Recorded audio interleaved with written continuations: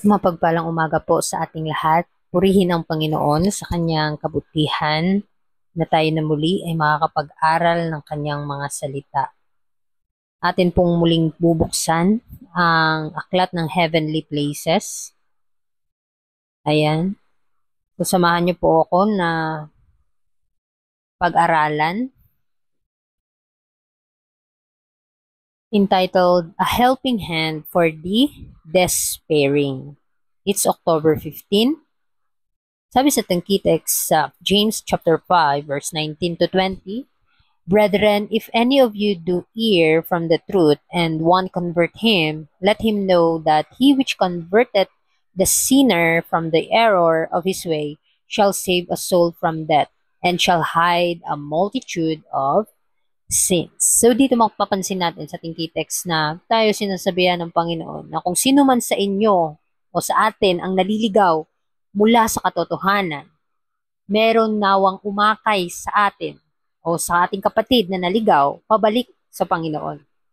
At ipapaalam sa kanya na kung sino man ang umakay sa makasalanan at sa pamamagitan ng pag-akay niya sa makasalanan ay makalabas siya sa kanyang maling daan, maliligtas niya ang kanyang o maliligtas ng taong ito ang kaluluwa na nawala mula sa kamatayan at matatabunan ang maraming mga kasalanan. So napakaganda po mga kapatid, kapag tinulungan natin ang ating kapatid na o akayin natin siya tungo sa kabanalan, tungo sa kaligtasan, ay matatabunan po natin ang maraming uri ng kasamaan.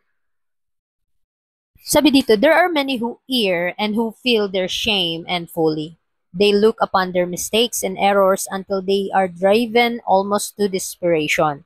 These souls we are not to neglect. When one has to swim against the stream, there is all the force of the current driving him back. Let a helping hand then be held out to him as was the elder brother's hand to the sinking Peter. Speak to him hopeful words. So, dito mapapansin natin na marami talagang nagkakamali at nakakaramdam ng kahihiyan sa kanilang mga sariling kamangmangan. Kahit tayo mga kapatid, minsan nahihiya tayo sa mga mali nating mga desisyon sa buhay.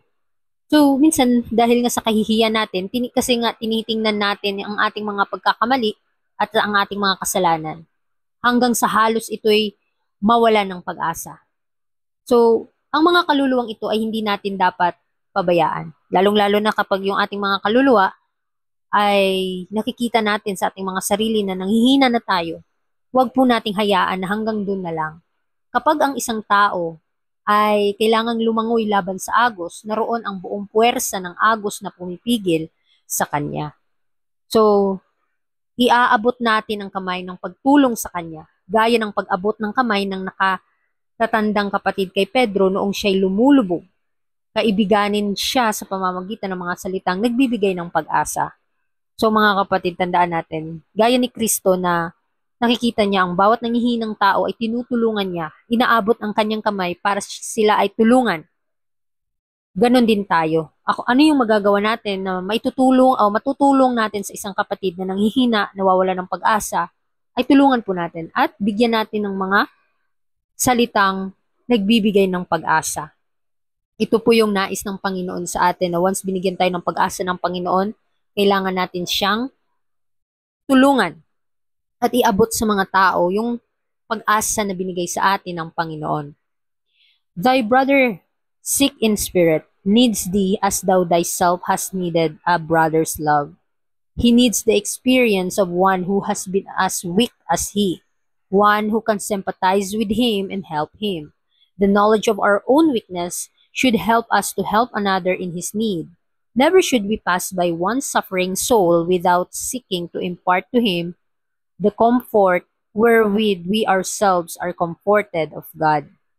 Kapag ang isang tao o ang ating kapatid na may karamdaman sa espiritu ay nangangailangan sa atin, gaya ng pangangailangan mo rin noon sa pagmamahal ng isang kapatid, kailangan niya ang karanasan ng isang naging mahina rin tulad niya, isang taong makauunawa sa kanya at makatutulong. So, tayo sinesempatize tayo ng Panginoon. Tinutulungan niya tayo sa bawat kahinaan na meron tayo. So ano yung maitutulong din natin sa ating mga kapatid ay tulungan po natin. Dahil ang kaalaman sa ating sariling kahinaan ay dapat magtulak sa atin na tumulong sa iba sa panahon ng kanilang pangangailangan. Ito yung need ng Panginoon. Ito yung nais niya para sa atin, na magtulungan po tayo na akayin ang bawat isang makasalanan, tayong mga makasalanan, akayin natin ang isa't isa tungo kay Kristo na siyang nagpapatawad sa lahat ng uri ng kasamaan. Huwag nating hahayaan na malugmok ang ating kapatid, bagkus tulungan natin siya. Huwag nating hayaang may lumampas na isang kaluluwa na nagdurusa na hindi natin sinusubukang ibahagi sa kanya ang kaaliwang tinanggap din natin mula sa ating Panginoon. So ano yung binigay ng Panginoon sa iyo, ano yung tinanggap mo sa kanya, ay ipagkaloob mo rin sa mga taong nangangailangan nito. It is fellowship with Christ, personal contact with a living Savior that enables the mind and heart and soul to triumph over the lower nature. So sa ating pakikipagkasundo kay Kristo, ang ating pakikipag-ugnayan sa Kanya, yung ating personal na pakikipag-usap sa ating buhay na tagapagligtas, nagbibigay po tayo ng kakayahan sa isipan, puso at kaluluwa na magtagumpay laban sa mas mababang likas ng pagkatao. At tayo, alam natin na tayo ay mahina, ang bilis lang nating magkasala dahil masama yung ating likas, dahil makasalanan ng ating likas. Pero hindi po yun ang reason, hanggang doon na lang ka.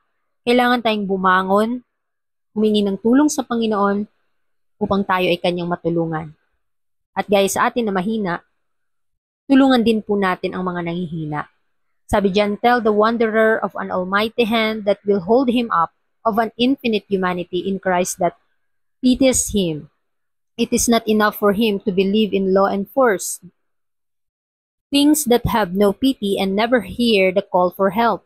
He needs to clasp a hand that is warm, to trust in a heart full of tenderness, keep his mind stay on the thought of a divine presence ever beside him, ever looking upon him on with pitying love. Bid him think of a father's heart that ever grieves over sin, of a father's hand stretched out still, of a father's voice saying, let him take hold of my strength and make peace with me. Napakaganda ng pangako ng Panginoon sa atin.